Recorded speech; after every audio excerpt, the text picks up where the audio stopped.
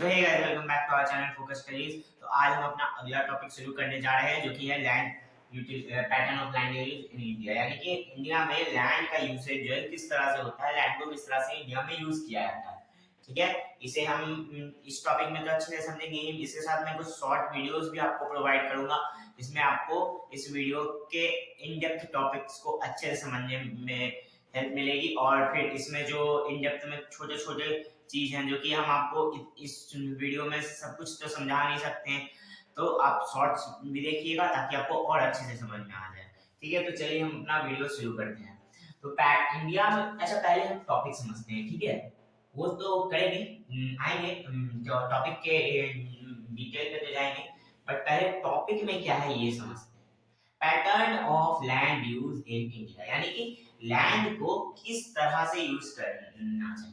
अगर आप ये समझ गए हैं तो फिर आपको कोई दिक्कत नहीं होने वाली है, क्योंकि आपको थोड़ा बहुत अंदाजा होगा कि इंडिया में किस तरह से लोग लैंड का यूज करते हैं, किस चीज में ज्यादा यूज करते हैं। तो चलिए ये आपका आज होमवर्क हो गया कि आप पहले कमेंट में लिख के बताइए कि इंडिया में सबसे ज्यादा किस इकोनॉमिक सेक्टर में लोग काम करते हैं। ठीक है, और ये भी बताइएगा कि लोग का सबसे ज्यादा इंडिया में पॉपुलेशन जो है किस काम को करती है, किस पेशे को करती है। ठीक है, तो अब हम आते हैं अपने टॉपिक के बाकी सारी बातों पर। तो टॉपिक आपको समझ में आ गया कि किस पैटर्न कोई भी काम को करने का एक जरिया होता है, तो लैंड को यूज करने का क्या जरिया है, किस तरह से लोग यूज करते हैं। ठीक है, तो ये दो तरह से डिटरमाइन किया जाता है, इसे पता दो तरह से लगाया जाता है। एक फिजिकल फैक्टर्स से कि उस जगह पे फिजिकल फैक्टर्स कैसे हैं, यानी कि वहाँ का नेचर कैसा है, वहाँ की टोपोग्राफी कैसी है, वहाँ पे लैंड कैसा है, वहाँ पे बाकी फिजिकल फीचर्स कैसे हैं। इसमें ज्यादातर आपके जो फिजिकल फीचर है जो नेचर में अवेलेबल है उन सब पर ध्यान दिया जाता है। जैसे कि आपका जो टेम्परेचर कैसा होता है, वहाँ पे टोपोग्राफी कैसी होती है, वहाँ पे क्लाइमेट कैसा होता है, इन सभी चीजों पर ये ज्यादा ध्यान देता है। फिजिकल फीचर में हम लोग इस चीज पे ज्यादा ध्यान देते हैं। ह्यूमन फैक्टर्स पे हम उन चीजों को देखते हैं जो कि हमें दिखाई तो नहीं देती है ना। जैसे हम फिजिकल फैक्टर्स में क्या था कि क्लाइमेट को बदलते हुए हम देख सकते हैं और टोपोग्राफी को चेंज होते हुए हम देख सकते हैं, बट ह्यूमन फैक्टर में भी हाँ हम देख तो सकते हैं। जैसे कि ह्यूमन पॉपुलेशन इंक्रीज हो रही है तो हम उसे देख सकते हैं, बट उसका एक इनडायरेक्ट इफेक्ट पड़ता है, उसे हम इसके थ्रू पता लगता है हमें। ठीक है, ह्यूमन फैक्टर्स में, तो ह्यूमन फैक्टर्स में और ह्यूमन फैक्टर्स के थ्रू और फिजिकल फैक्टर्स के थ्रू हम अब ये पता लगाने की कोशिश करेंगे कि किस तरह का लैंड यूज है इंडिया में। अब आप पहले ये बताइए, आपको जैसे कि पता होगा कि इंडिया की पॉपुलेशन बताया है, इंडिया की पॉपुलेशन जिस हिसाब से जिस बड़े रेट पर ग्रो हो रही है और है भी अभी, इंडिया की पॉपुलेशन अच्छी खासी बढ़ी है। तो और अच्छी खासी ही नहीं, बहुत ज़्यादा ही बढ़ी है। और फिर फिजिकल फैक्टर्स भी, इंडिया फिजिकली भी बहुत ज़्यादा एक डाइवर्स कंट्री है, एक बहुत डाइवर्सिटी वाला कंट्री है इंडिया। तो उस हिसाब से जहां तक आपको लगता होगा कि इंडिया में अलग अलग जगहों पर अलग अलग तरह से लैंड का यूज होता है, तो अगर आप इस बात को सही से समझ गए हैं तो आपको आगे भी इस टॉपिक में आगे भी दिक्कत नहीं होने वाली, क्योंकि इसी बस सब बातों पर चर्चा ज्यादा होगी। तो अब देखिए, जब लोग ज्यादा हैं और इंडिया में मानसून टाइप क्लाइमेट है, ये मैं आपको पहले ही बता देता हूँ। ठीक है, अब ये एक हिंट हो गया कि अगर इंडिया में मानसून टाइप क्लाइमेट है तो आपको अब ये अंदाजा लगाना चाहिए कि इंडिया में क्या ज्यादा हो सकता है। अब देखिए, अगर बारिश होगा तो पानी मिलेगा, पानी मिलेगा तो आप इंडस्ट्रीज तो ठीक है डेवलप कर सकते हैं, बट नेचुरली आप अगर देखिए तो आप खेती कर सकते हैं जो पहले से किया जा रहा है। देखिए, इंडस्ट्रीज बाद में सेटअप हुई, सबसे पहले हम लोग खेती करना शुरू किए थे। एग्रीकल्चर से ही शुरुआत हुई थी। तो जब एग्रीकल्चरल सेक्टर से शुरुआत हुई थी और इंडिया में मानसून टाइप ऑफ क्लाइमेट है, तो उससे हमें ये अंदाजा लगाना चाहिए कि जब शुरुआत की गई होगी एग्रीकल्चर की तो इंडिया में अच्छा खासा एग्रीकल्चर होता होगा। ठीक है, तो उससे हम लोग एक अंदाजा लगा सकते हैं कि इंडिया में एग्रीकल्चरल सेक्टर ज्यादा काम करता होगा। तो चलिए, मैंने आपके होमवर्क का आंसर ही दे दिया एक तरह से। तो ठीक है, तो इससे पता चलता है कि इंडिया में एग्रीकल्चर के लिए ज्यादा लैंड का यूज किया जाता है। ठीक है, अब इंडिया का पहले हम लोग ये जान लेते हैं कि इंडिया का ज्योग्राफिकल एरिया कैसा है। इंडिया का जियोग्राफिकल एरिया और मतलब कितना है, तो वो है 3.28 मिलियन स्क्वायर किलोमीटर, यानी कि 3.28 मिलियन स्क्वायर किलोमीटर इंडिया का जो है वो है मतलब इंडिया का पूरा एरिया। ठीक है, अब इसमें से टोटल यूसेज डाटा हम लोग के पास कितना है, 93%। अब बोलिए जब इंडिया के पास 100% अपना लैंड है तो उसके पास डेटा सिर्फ 93% क्यों है? तो देखिए इसमें अगर कुछ कुछ लोग तो पहले से अपना आंसर बना लिए होंगे और कुछ का आंसर सही भी होगा, बट चलिए मैं बता देता हूँ कि देखिए बॉर्डरिंग कंट्री, जहाँ पर हम हमारा बॉर्डरिंग स्टेट्स हैं वहाँ पर हमारे जो नेबर कंट्रीज हैं उस उनका जिस जिस एरिया पे कब्जा है उस पर हम लोग अच्छे से लैंड यूसेज का डाटा वहाँ पर से हम नहीं ले पाते हैं। तो उस चलते क्या होता है कि फिर वहाँ का डेटा नहीं मिला तो हमारे पास इसीलिए 93% डेटा ही बस बचा है। मतलब हमारे पास सिर्फ 93% डेटा ही मिल पाता है 100% का, क्योंकि देखिए अब बॉर्डरिंग स्टेट्स जो है हमारा, जैसे कि चाइना हमारे इंडिया का कुछ पार्ट को हथिया कर बैठा हुआ है, वो तो हम वापस ले ही लेंगे, और फिर पाकिस्तान भी कुछ पार्ट्स को हथिया कर बैठा हुआ है। तो उन सभी पार्ट्स को अब उन सभी पार्ट्स का तो डेटा हमें मिलता नहीं है, इसीलिए हमारे पास सिर्फ 93% डेटा है। ठीक है, तो अब हम आगे बढ़ते हैं। तो अब देखिए अब जैसे हम देख रहे हैं कि इंडिया में एग्रीकल्चरल यूज ज्यादा है। अब देखिए इतना इतना एरिया है प्लस पॉपुलेशन जो है इंडिया में इंक्रीज कर रहा है। ठीक है, इंडिया में पॉपुलेशन पहले से अच्छा खासा है प्लस इंक्रीज भी कर रहा है। तो अब जो एग्रीकल्चरल सेक्टर है जहाँ पे बहुत ज्यादा जिस पर बहुत ज्यादा प्रेशर है, तो उसके लिए गवर्नमेंट क्या करेगी कि पास्चर लैंड को कम कर दिया गया है, यानी कि परमानेंट पास्चर लैंड जो जिसको कि पास्चरिंग के लिए लोगों को दे दिया गया था कि लीजिए आप इसमें बस अपने पशुओं को चढ़ाइए, उस लैंड को अब कम कर दिया गया है। वैसे लैंड अब कम हो गए हैं जिससे कि ताकि एग्रीकल्चर और ज्यादा स्प्रेड कर पाए हम। ठीक है, तो अब देखिए एग्रीकल्चर तो इससे स्प्रेड होगा, ठीक है, मानते हैं कि लैंड तो अब मान लीजिए पहले आपके पास इतना लैंड था और इतना लैंड और ले लिया, ठीक है, अब इससे आपका ये लैंड में इतना इंक्रीमेंट हो गया, ठीक है, चलिए एग्रीकल्चर इससे बहुत मान लीजिए एग्रीकल्चर इससे डेवलप भी किया, बट वो लोग जो कि कैटल रियरिंग करते थे इस पे उनका तो उनका लिवलीहुड छीना, ठीक है, वो दूसरा काम करने लगे, लेकिन उन जानवरों का फिर क्या होगा? उनको उतना चारा तो वो खरीद के दे नहीं पाएंगे, उतना महंगा चारा, क्योंकि पहले तो वो उन्हें इस जमीन पर चढ़ा लेते थे, बट क्योंकि अब साइज कम हो गया तो कैटल के लिए पहले से चारा भी कम हो गया। उसके बाद अब क्या होगा, धीरे धीरे अब जब जैसे जैसे और गिरेगा तो फिर कैटल को जब पहले से कम मिलेगा तो वो बीमार होते जाएगा, एक तरह से कमजोर होते जाएगा। अब मान लीजिए जैसे आप ही बहुत बड़े हो गए हैं और आपको अभी भी घर में आधा रोटी ही मिलता है खाने के लिए, तो क्या आपको भी वीकनेस जैसा फील होगा कि नहीं? उसी तरह से अब कैटल का एज आप नहीं ना रोक सकते, उसको जितना खाना की डिमांड है उसको तो पूरा करना पड़ेगा। लेकिन क्या हो रहा है कि इस लैंड को जब आप यूज कर रहे हैं, इसको आप जब इसके अंदर मिला दे रहे हैं, तो उससे क्या हो रहा है, एग्रीकल्चर को भले हम प्रमोट कर पा रहे हैं, बट उससे जो कैटल रियरिंग और जो उस तरह के लोग हैं जो कि कैटल रियरिंग पर डिपेंड करते हैं, उनका एक तो लिवलीहुड छिन रहा है, फिर कैटल के साथ जो हम लोग अन्याय कह दीजिए अन्याय कर रहे हैं तो वो भी हो रहा है। खैर हंसने वाली बात तो नहीं है, हम लोग इसे हंसकर टाल देते हैं, बट जब हम लोग को अगर ज्योग्राफी पढ़ रहे हैं तो हम लोग को इस चीज को अच्छे से ध्यान रखना चाहिए। कोई भी टॉपिक अगर हम पढ़े तो इस चीज को ध्यान रखना चाहिए कि हम लोग जो है एक दूसरे पर डिपेंडेंट है।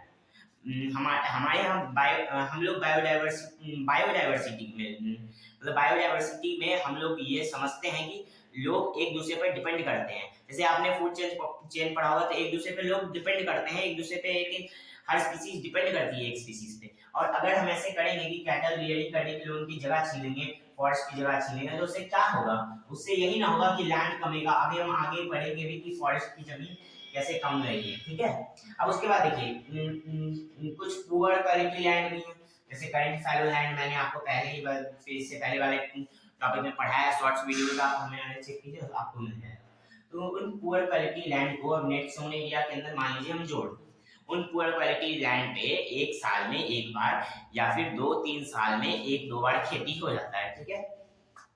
अब अगर उनको मान लीजिए हम नेट जोन एरिया में फिर भी जोड़ रहे हैं, तब जाकर हमारा 54% हो रहा है, जो कि एक कम डेटा नहीं है बट अच्छा उतना भी नहीं है, क्योंकि हमारा पॉपुलेशन जिस हिसाब से उस हिसाब से ठीक ठाक डेटा, ठीक है। अब नेट जोन एरिया हमारे पास इतना है, अब उसके कंपैरिजन में देखते हैं हमारे पास फॉरेस्ट एरिया कितना है। अब देखिए ये भी जो है ना नेट जोन एरिया, पहले हम ये देख लेते हैं। फॉरेस्ट नेट जोन एरिया जो है हमारा वो हमारा वैरी करता है, फॉरेस्ट एरिया नहीं नेट जोन एरिया में हमारा स्टेट बाय स्टेट वैरी करता है। अब ये तो ओवरऑल कंट्री पे हो गया, ये पूरे जो इंडिया का geographical area 3.28 million square kilometre, वो 100% में लेके, अगर उस 100% का ये 54% है। अब उसमें से अलग अलग स्टेट हैं, उनका अलग एरिया होगा, स्टेट का भी तो अपना एक एरिया होता है, तो उस एरिया में ये 80% को नेट जोन एरिया की तरह यूज करते हैं। कौन से स्टेट? तो पंजाब और हरियाणा, ठीक है। उसके बाद नेट जोन एरिया की तरह मिजोरम, अरुणाचल प्रदेश और मणिपुर और अंडमान निकोबार भी शायद इसमें होगा, वो 10% अपने एरिया को ही बस यूज कर पाते हैं। तो देखिए कितना अंतर है इन दोनों स्टेट्स में। और इसका कारण है कि देखिए एक कारण तो यह है ना कि यहाँ पर नए मेथड्स ऑफ एग्रीकल्चर का यूज किया जाता है और यहाँ पर लोग उससे अच्छा कमाई कर लेते हैं, इसलिए ये लोग यहाँ पे खेती ज्यादा करना पसंद करते हैं।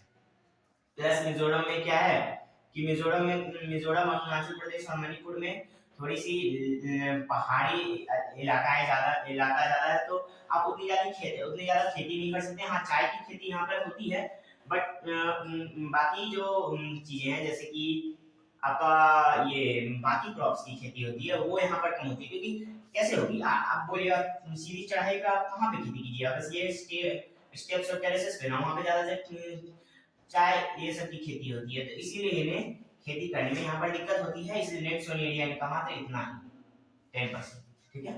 अब उसके बाद हम आगे बढ़ते हैं, तो अब हम फॉरेस्ट पे ध्यान देते हैं। तो देखिए फॉरेस्ट एरिया जो है हमारी कंट्री में वो एस्टिमेटेड 33% से भी बहुत कम है। जियोग्राफिकल एरिया का 33% से बहुत कम है, मतलब कि हमारा जियोग्राफिकल एरिया का 33% होना चाहिए। 100% हमारा जियोग्राफिकल एरिया माने उसमें से 33% होना चाहिए था, बट उससे भी बहुत कम है अभी। और जैसे ये नेशनल फॉरेस्ट पॉलिसी के अंदर आउटलाइन किया गया था कि 33% ऑफ फॉरेस्ट एरिया होना चाहिए। मैं इसे आपको शॉर्ट वीडियो में और अच्छे से समझा दूंगा नेशनल फॉरेस्ट पॉलिसी। ऐसे मैं यहाँ पे भी बता देता हूँ कि ये 1952 में लाया गया था, ताकि जो फॉरेस्ट एरिया है वो कितना होना चाहिए उसका एक एस्टिमेट देने के लिए, और कब तक हमें इस एरिया तक पहुंच इतना एरिया प्राप्त कर लेना फॉरेस्ट एरिया, उसके लिए, ठीक है। अब उसके बाद नॉन एग्रीकल्चरल यूज लैंड। अब पहले ठीक है मैं इसे बताता हूँ, उससे पहले इस पर ध्यान दीजिए। 33% हमने कब सोचा था? 1952 में। 48 इयर्स हो गए और ज्यादा ही है, मैं 2000 तक ही कैलकुलेट कर रहा हूँ, ठीक है। 48 इयर्स प्लस 20 इयर्स तो इधर और 2 इयर्स इधर, तो लगभग कितना आप कैलकुलेट कर लीजिए, बट मैं भी कैलकुलेट करता हूँ आपके साथ। तो देखिए 68 और 70 इयर्स हमारे हो चुके हैं।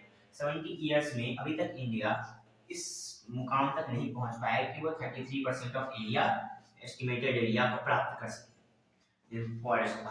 तो ये क्या है? हमारे लिए एक हार है और हमारे इन्वायरमेंट के लिए एक हार है, और उस हार के जिम्मेदार हम हैं, ठीक है।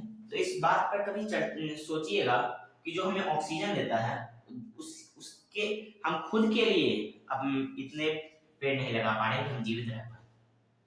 जो एक एस्टिमेटेड है, हम जीवित तो रह जाएंगे किसी ना किसी तरह हम कोशिश तो कर लेंगे, लेकिन देखिए और भी तो पशु पक्षी हैं, कितने सारे एक्सटिंक्ट हो जाते हैं इसके चलते।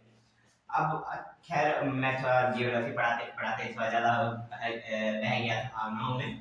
आगे बढ़ते टॉपिक में, नॉन एग्रीकल्चरल यूजेबल लैंड, यानी कि जो वैसा लैंड जो कि एग्रीकल्चरल यूज में नहीं आता है। तो आप बोलिए कि हाँ भाई बैरन या वेस्ट लैंड, तो इसका ये अलग से क्यों टॉपिक है? तो ठीक है, यहाँ पर इसका रहने का ये चर्चा है कि नॉन एग्रीकल्चरेबल लैंड का हम लोग यूज करते हैं घर बनाने के लिए, रोड्स बनाने के लिए, और भी बहुत सारी चीजें हैं। तो देखिए ये कहा गया है कि नॉन एग्रीकल्चरल यूज लैंड, कभी कभी जरूरत के लिए हम एग्रीकल्चरल लैंड को भी लेना पड़ता है, लेकिन हाँ ज्यादातर कोशिश यही रहती है कि हम नॉन एग्रीकल्चरल लैंड का ही यूज करें घर बनाने के लिए और या तो रोड बनाने के लिए, ऐसे ही लैंड का यूज किया जाता है।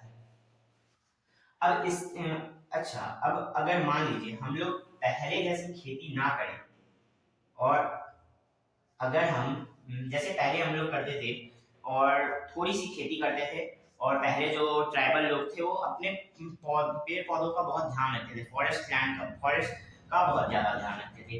अब अगर अभी हम लोग देखें तो हम लोग लैंड का एक रेगुलर यूज तो कर रहे हैं, बट प्रॉपर यूज नहीं कर रहे हैं, विदाउट प्रॉपर मेजर। हम लोग प्रॉपर तरीके से यूज नहीं कर रहे हैं।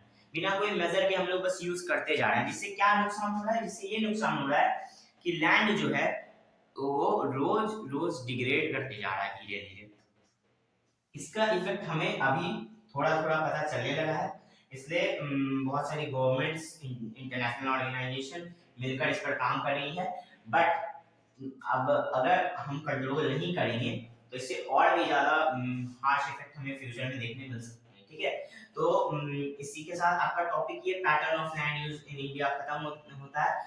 इसमें हम लोग ये देखें कि हम लोग एग्रीकल्चरल यूज के लिए लैंड का ज्यादा यूज करते हैं, और फॉरेस्ट, हमारा फॉरेस्ट एरिया जो है लैंड में वो कम गया है। वेस्ट लैंड का हम लोग यूज कर लेते हैं घर ये सब बनाने में, और बाकी जो बचा हमारा पुअर क्वालिटी का लैंड उसको भी हम लोग किसी तरह खेती में यूज करने की कोशिश करते हैं। पास्चर लैंड कुछ है बट पहले से कम होते जा रहे हैं, कारण यही है एग्रीकल्चर।